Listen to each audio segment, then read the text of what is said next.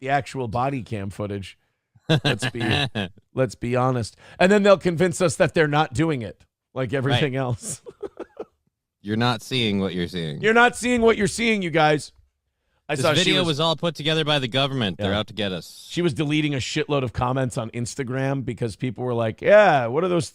She showed the 3 wolves tattoo and someone said, oh, is that for each stepchild you abandoned?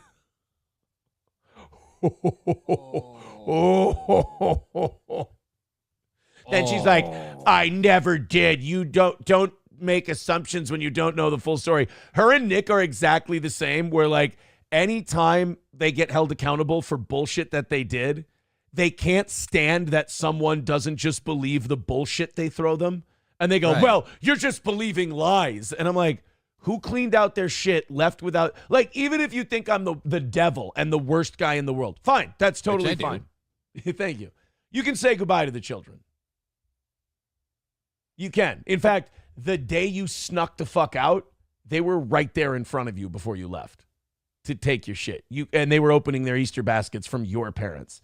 And you decided, no, I got to go get my clothes and move them all in here without telling anybody. Which, by the way, Nick's I'm going on liar on record.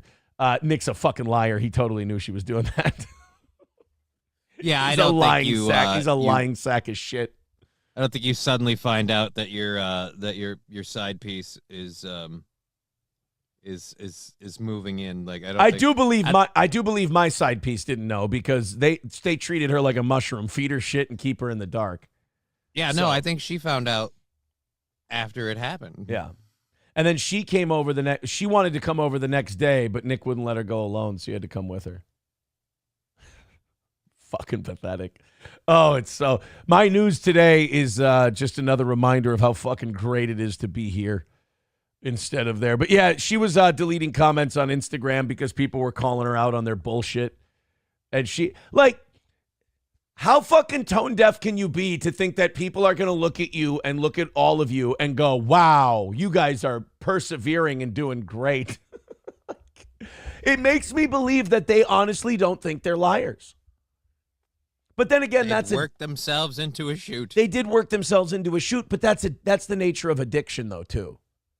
Like, that's how you know they're probably, well, I'm not even going to say probably. That's how you know they're still using, is that they've worked themselves into a shoot and you start believing your own lies. Like, I didn't abandon 3 kids. You tell them what? Somebody commented and said, why didn't you get 5 wolves for each of the kids you helped them lose?